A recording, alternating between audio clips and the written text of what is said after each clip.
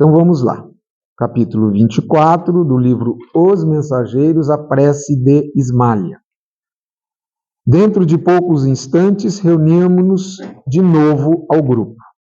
O administrador fez um sinal luminoso em forma triangular e observei que todos os cooperadores se puseram em pé de atitude respeitosa.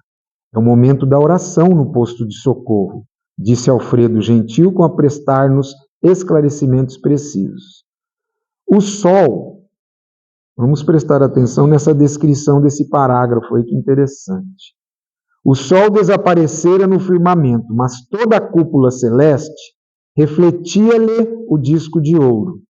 Os tons crepusculares encheram as vizinhanças de maravilhosos efeitos de luz, muito visíveis agora ao nosso olhar, porque Alfredo, sem que eu pudesse conhecer o motivo, mandara apagar todas as luzes artificiais antes da oração. No centro dos pavilhões, a sombra se fizera desse modo muito intensa, mas o novo aspecto do firmamento, banhado em tonalidades sublimes, dava-nos a impressão da permanência em prodigioso palácio, em virtude do imenso teto azul iluminado à distância. Eu visualizei essa cena plenamente quando eu li isso aqui. Eu só não tenho os dotes de pintura, mas senão dá até para pintar. Coisa maravilhosa. Fundamente impressionado, procurei convizinhar-me mais do pequeno grupo de companheiros. Do quadro de colaboradores do castelo, apenas algumas senhoras permaneciam junto de nós, como se estivessem fazendo honrosa companhia à nobre Ismália. Os demais, homens e mulheres, mantinham-se nos lugares de serviço que lhes competiam, não longe das criaturas mumificadas. Notei que, embora instado, Aniceto esquivou-se à chefia espiritual da oração, alegando que, por direito, essa posição cabia à devotada esposa de Alfredo. Ismália, então, num gesto de indefinível delicadeza, começou a orar, acompanhada por todos nós. Veja aí, salientando-se, porém, que lhe seguíamos a rogativa frase por frase, atendendo a recomendações do nosso orientador, Aniceto, que aconselhou repetir em pensamento cada expressão a fim de imprimir o máximo ritmo e harmonia ao verbo, ao som e à ideia numa só vibração. Então, é muito interessante isso para grupos que trabalham com vibração, com sessões de irradiação.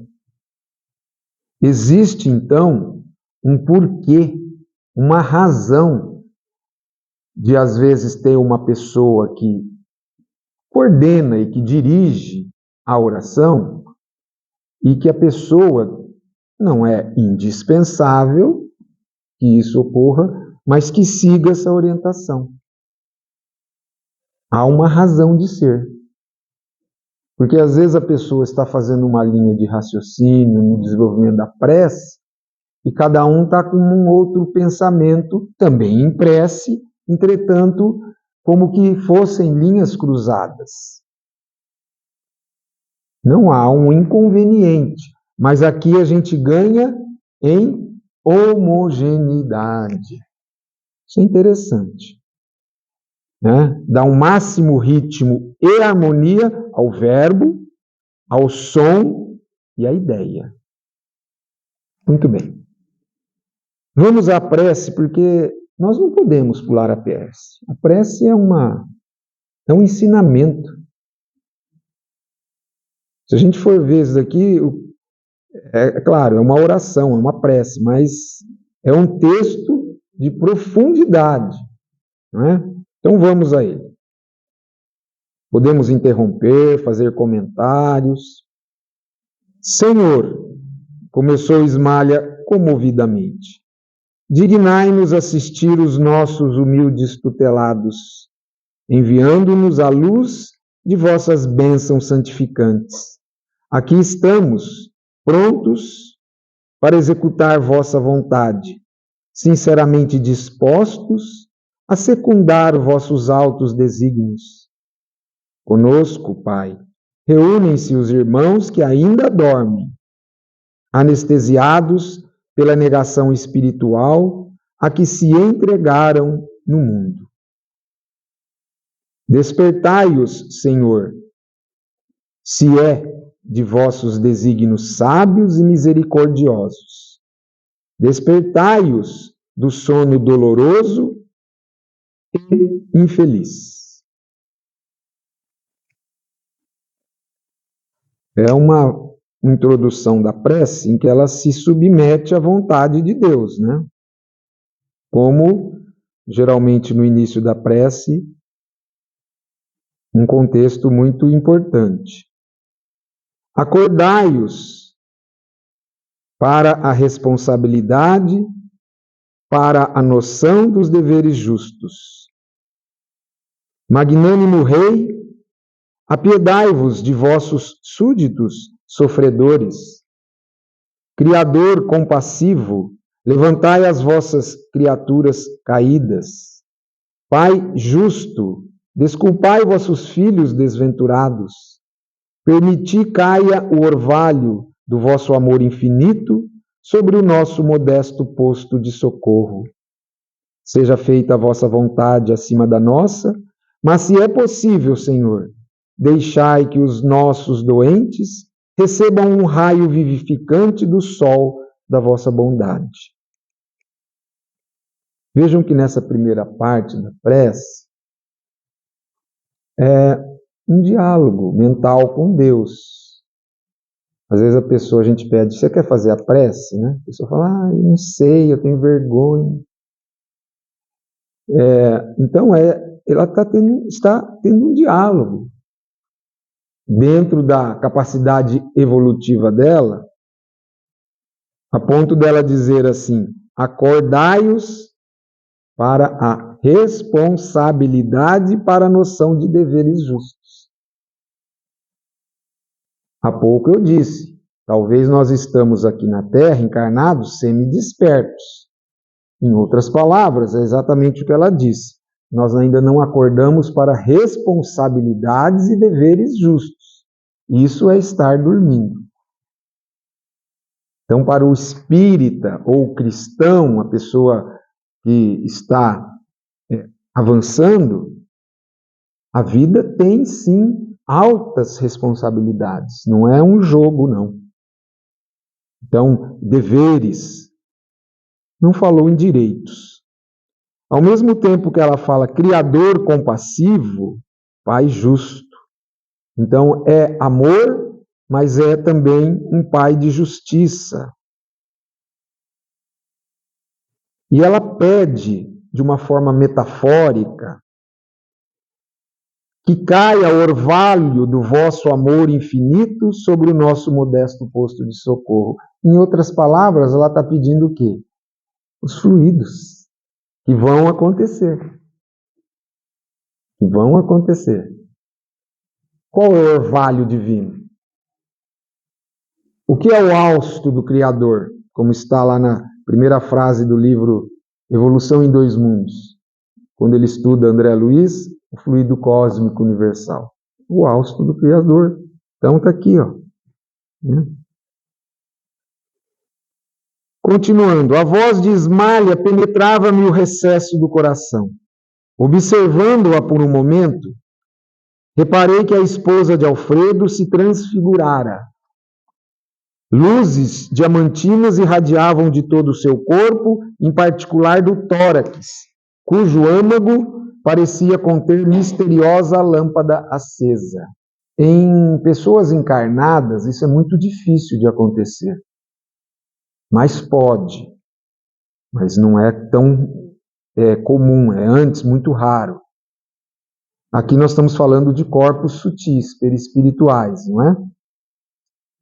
Em vista da ligeira pausa que imprimira a oração, Observei a nós outros, verificando que o mesmo fenômeno se dava conosco, embora menos intensamente. Cada qual parecia ali apresentar uma expressão luminosa gradativa. As senhoras que acompanhavam Ismália estavam quase semelhantes a ela. Então, em primeiro, a Ismália, em termos da intensidade. Depois, as senhoras, como se trajassem soberbos costumes radiosos, em que predominava a cor azul. Depois delas, em brilho, vinha a luz de aniceto, de um lilás surpreendente. Em seguida, tínhamos Alfredo, cuja luz era de um verde suave e sugestivo, sem grande esplendor. Depois dele, vinham alguns servidores ostentando na fronte claridades sublimes, expressas em variadas cores, e, logo após, Vicente e eu mostrávamos fraca luminosidade, a qual, porém, nos enchia de júbilo intenso, considerando que a maioria dos cooperadores em serviço apresentava o corpo obscuro, como acontece na esfera carnal. Então aí nós vimos a capacidade não só também da recepção, embora ele vai pontuar isso no capítulo seguinte, mas a capacidade também de cada um de emitir essa luz. E diz respeito à evolução do espírito, né?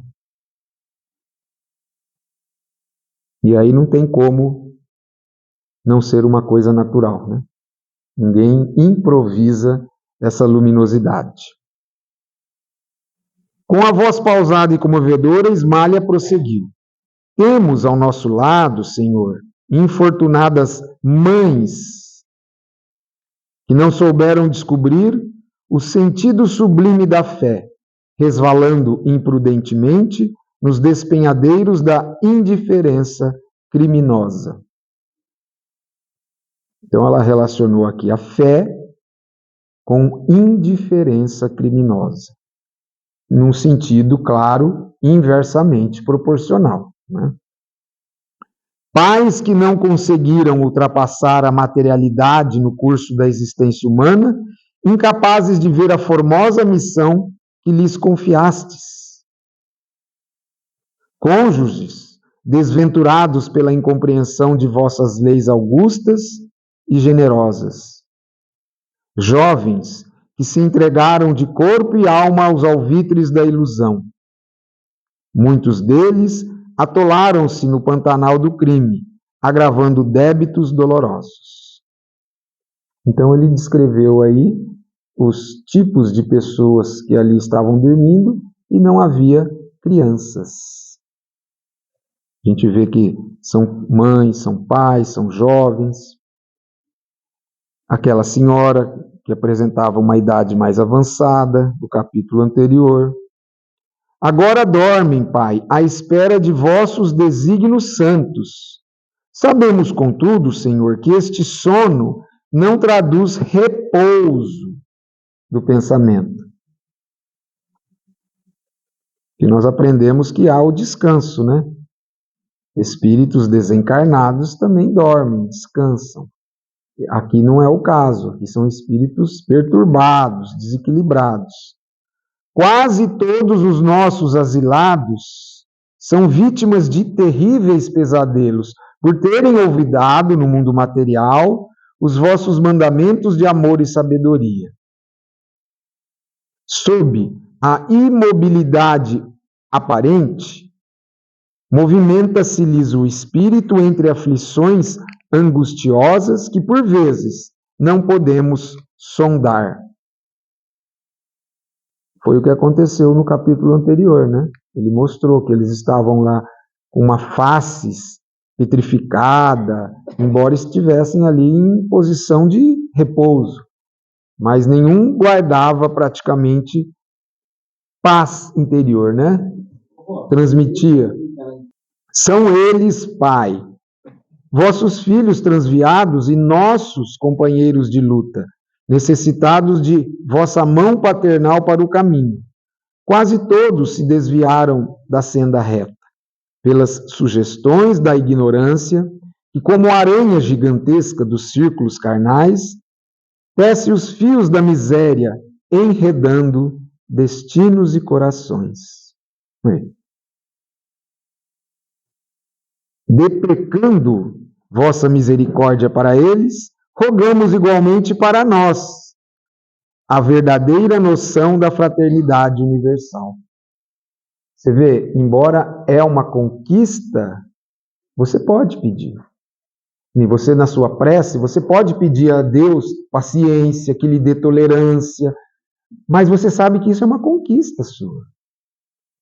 E aqui ela está pedindo essa noção da fraternidade universal, que nós temos aqui estudado. E temos feito alguns exercícios fora da casa espírita para tentar, na prática, levar isso à concretude, né? Aprender que todos somos uma família, teoricamente, não é tão difícil. Por na prática é um pouco mais. Ensinai-nos a transpor as fronteiras. Oi? Ensinai-nos a transpor as fronteiras de separação, para que vejamos em cada infeliz o irmão necessitado do nosso entendimento. Ajudai-nos a compreensão, a fim de que venhamos a perder todo impulso de acusação nas estradas da vida. Ensinai-nos a amar como Jesus nos amou. Também nós, Senhor, que aqui vos rogamos, fomos leprosos espirituais, cegos do entendimento, paralíticos da vontade, filhos pródigos do vosso amor. Característica de espírito altamente elevado. Reconhece que já esteve naquela posição.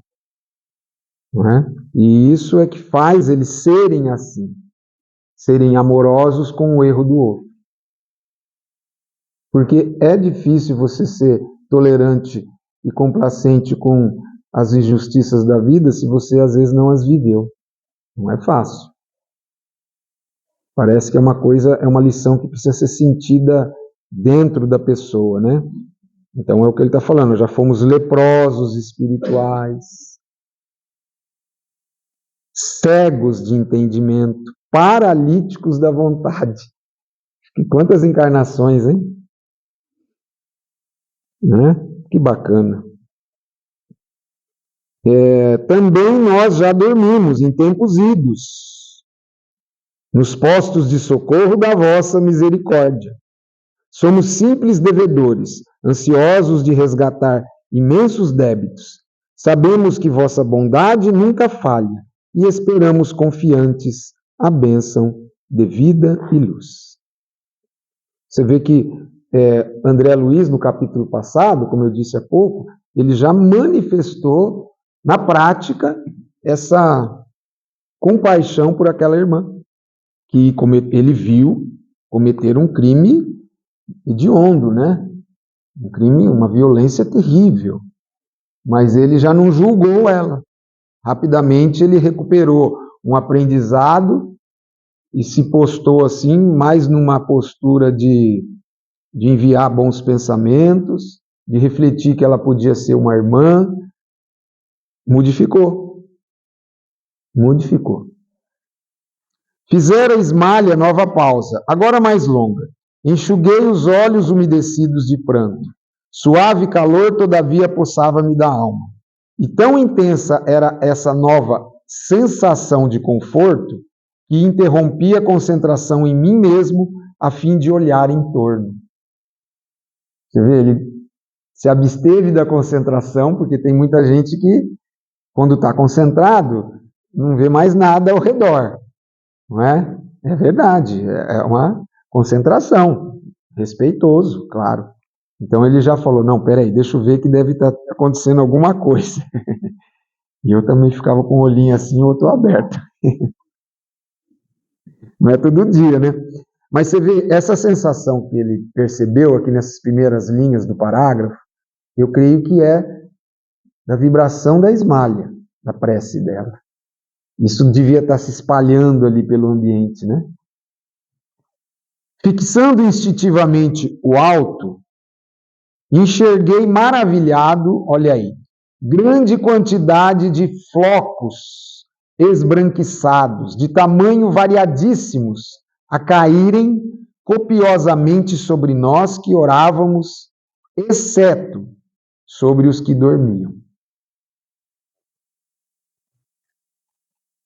Então, final dessa frase dá a entender de que eles estão recebendo alguma coisa que eles vão metabolizar para poder dar. Porque quem estava precisando não estava recebendo naquele momento, diretamente do Pai. Será que não devia ter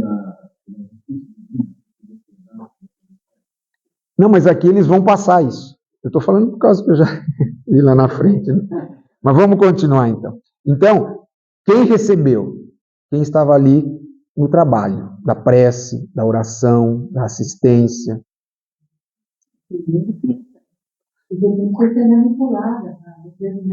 Vejamos.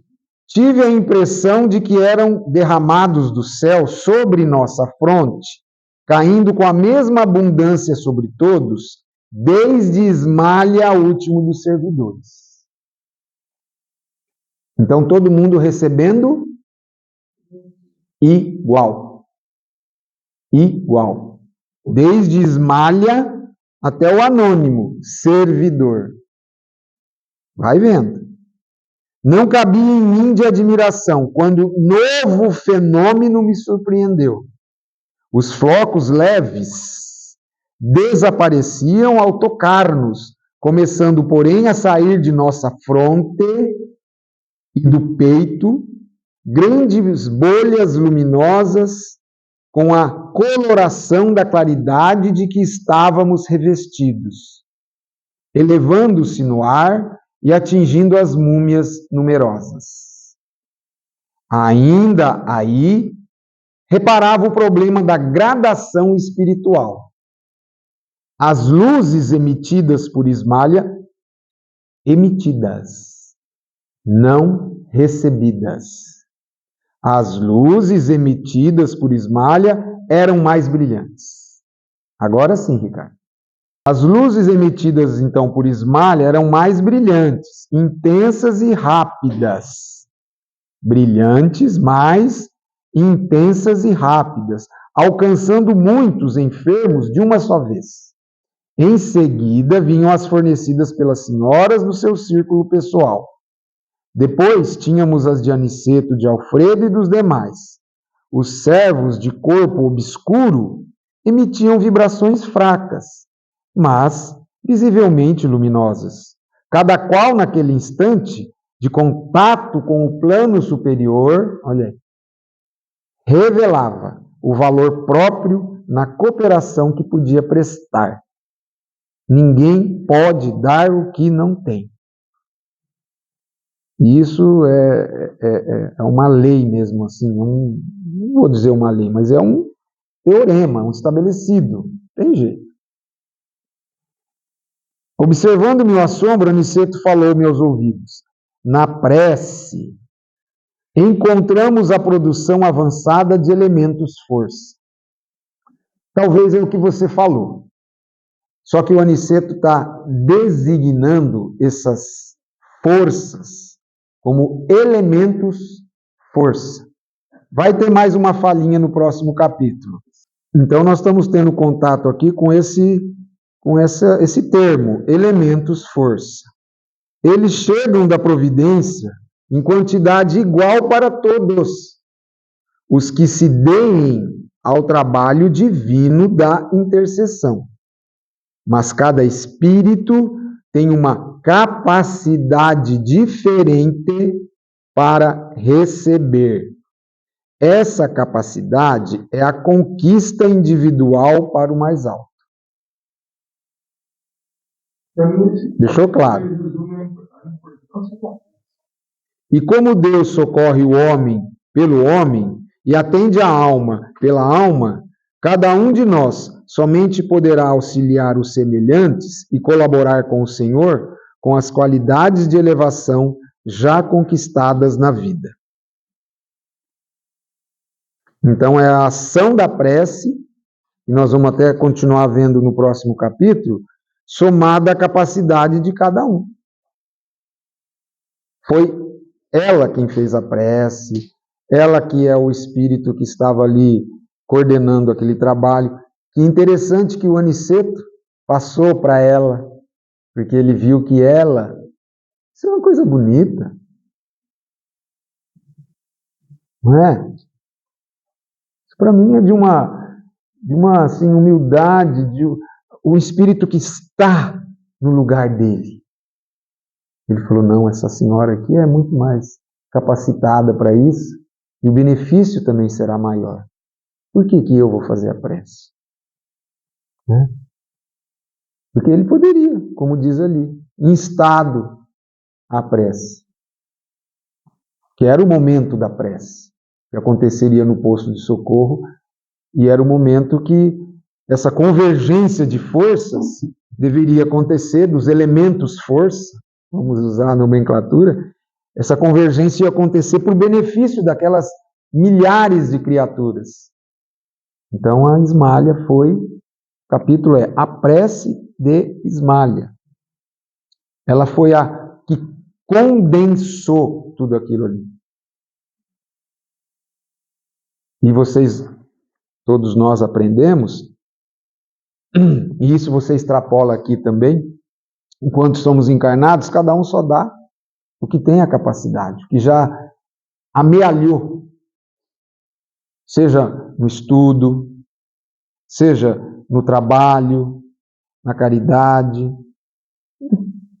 na experiência da vida, tudo que você, de uma forma reta, conseguiu, até talvez algum revés, que lhe fez aprender determinadas coisas, e agora você põe aquilo em prática,